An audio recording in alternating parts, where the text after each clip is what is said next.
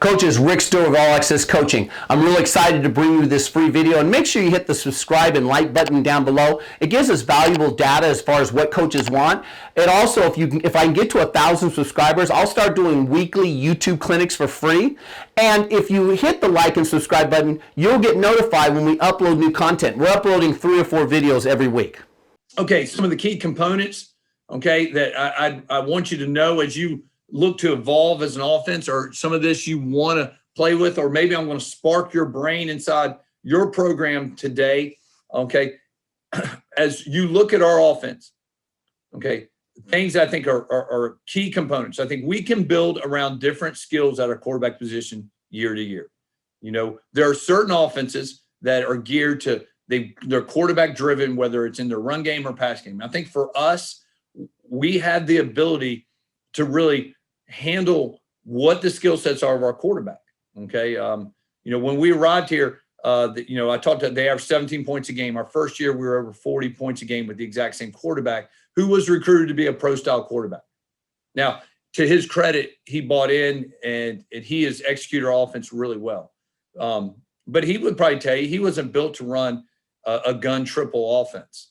All right. He was built to run a pro style. So we've built this and made a few modifications that fit him, right?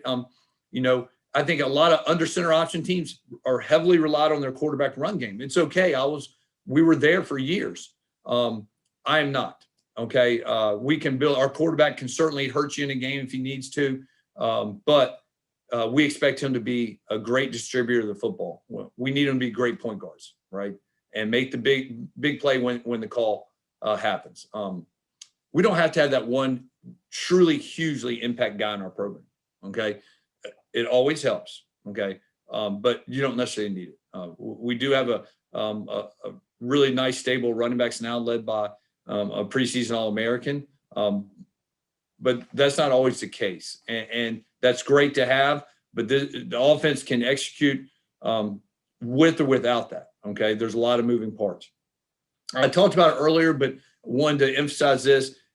Execution and speed are more important in our program than size. Execution is really the foundation of us in our offense. We got to execute at a high level, and so we'll get into that as we actually peel back the layers of the X and O's. We want to build great primary concepts, and I think as you look at your offense, are you doing that today? Secondly, and I've talked about this, are secondary concepts we'll get into. And then the flexibility to be flexible week to week. So, you know, we have probably 6-7 different ways we can run our base triple offense, not our offense, our base triple play concept. And we won't take all 6 of those into each game. It may depend on what we think we're going to get on the perimeter, how we want to maybe adjust some of our perimeter blocking, et cetera, use some of our motions to gain advantages. Okay. And then, huge key component here, how we utilize our slots and our tight ends in our program. I think we utilize them more uniquely than anybody really in the country when you look at what they're doing offensively. And then last, our tempo is king. And I've talked about that, 75 plays a game. Okay, that is our goal. Okay, so here we go. Where we start in building this offense, okay? First, listen, whether you're an under center guy and you want to go to the gun or you just want to move offenses, you got to get complete belief and buy-in. Okay. And how do you accomplish that? Well, one, success helps, certainly, right? You know, 2 stories I'll tell you. When I arrived at Washington Lee to run this offense, coming from the high school ranks, was a little tougher getting complete buy-in. But it happened. You know, I took over an offense that was more of a spread, the slinging around the yard, base run game with some inside zone. But if they can tell you when you're genuine. Your players know when you're genuine. I truly believe that what we do is impactful and dynamic, and we're going to score points you buy in. They'll be able to really see that in you. And so you've got to believe it, truly believe it, and that will create buy-in from your players. Okay. Secondly, hey, you got to find ways to sell this, right? You know, whether if you're under center or gun, for us, going to the gun helped us sell this. Being more explosive helped us sell this. Up tempo helped us sell this. Having a more dynamic passing game, though we don't pass it probably much more than any option team in the country. Okay. But our passing game is probably a little more dynamic. helped us sell this. And so I think it's one of the biggest really growths for me as a coach as I transition from under center to this gun scheme that we're in today, which is, we're 10 years into this, is the ability to sell it. We can recruit pretty talented quarterbacks. They don't see themselves in this under center option scheme, and it's really helped us in our recruiting phase. It helps us recruiting receivers, and we need those guys to make plays. They're important to our program. They're important to our offense. Third part here, and this is forever ever changing for you. Complete understanding, guys. We have to understand what we're teaching. We have to understand what we're coaching. Now, I'm the head coach here, so it's easy for me to say that. It's easy for me to lead that because I make the decisions on what we're doing offensively and how we're directing that. But you've got to make sure that your staff understands. Your staff is coached. I'm not just our head coach here. I'm offense coordinator. So it's my job to make sure right down the line from our running backs to our slots, to our tight end receiver group, to our O-line, everyone understands what we're doing, why we're doing it, and how it's going to impact our offense and our program. Complete understanding means not just understanding the lines on the diagrams, the X's and O's, but understanding why we're doing it, the purpose of it. So there's a complete understanding. We tell our guys all the time, you need to understand the complete concept of the play, why we're doing it, how we're going to get there so we can be at our best. And I think that is really important. And in us establishing that as leaders in our program, our defensive coordinator does the same thing. It really helps us grow as a program. And it's, my staff is a pretty young staff. And that's my choice, not because I think young coaches are dynamic and their social media, they certainly do a much better job than some of us older guys.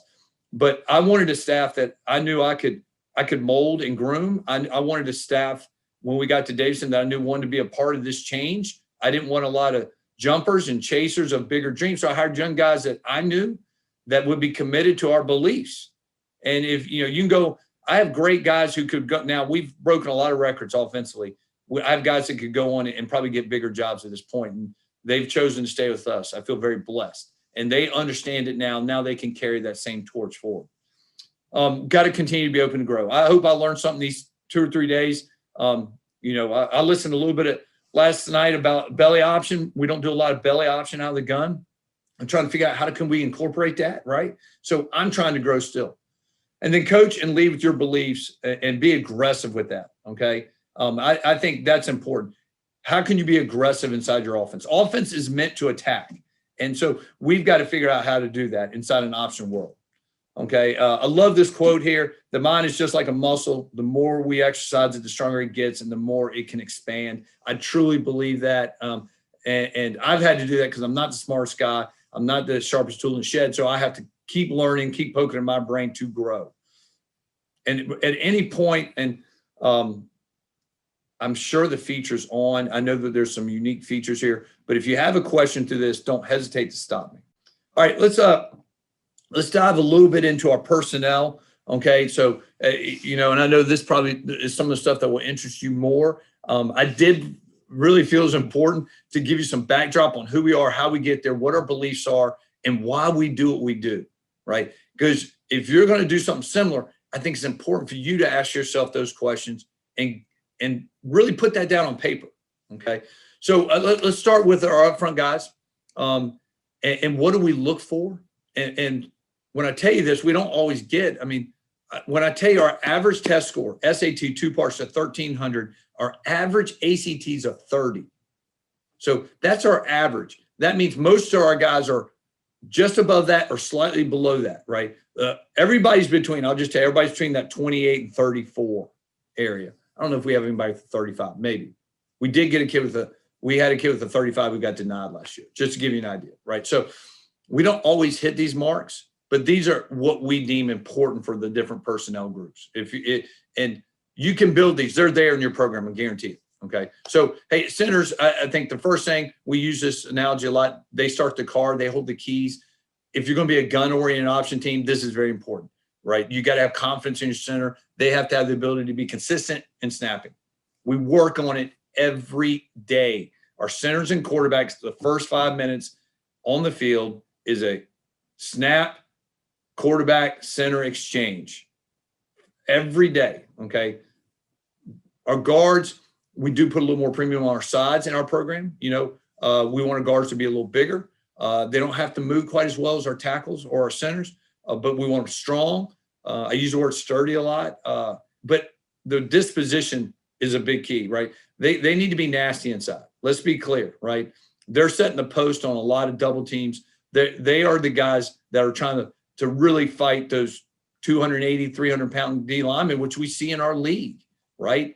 We played a non-conference scholarship program last year who had a nose guard at 310, 6'4", 310. We rushed for 520 yards, okay? Now, my center was 260, and my guards average about 280, okay? So, that's good for us, right? I mean, we have some guards that maybe are going to be a little bigger as we grow, right? But that is what we put premium on with our guard position, that disposition to be nasty, move that line of scrimmage. Our tackles, we care about their length. We want them a little longer, okay? We want them athletic. I love guys that maybe have not found their niche at tight end because they're not quite fast enough, not quite agile enough, but maybe that 6'4", 6'5" frame that are 230, they can get themselves up to 255, 260 that can move. They make great tackles for us, as I'm sure they probably do for you guys, okay? We do some creative things with our tackles. We don't necessarily play a left and right scheme, but the part of them being athletic enough to move is really important, okay? And I think that is above else their size. If they can move, they can have a chance to be successful for us. Our tight end position, it will start with their disposition, right? We use our tight ends a ton. They're very important in our program.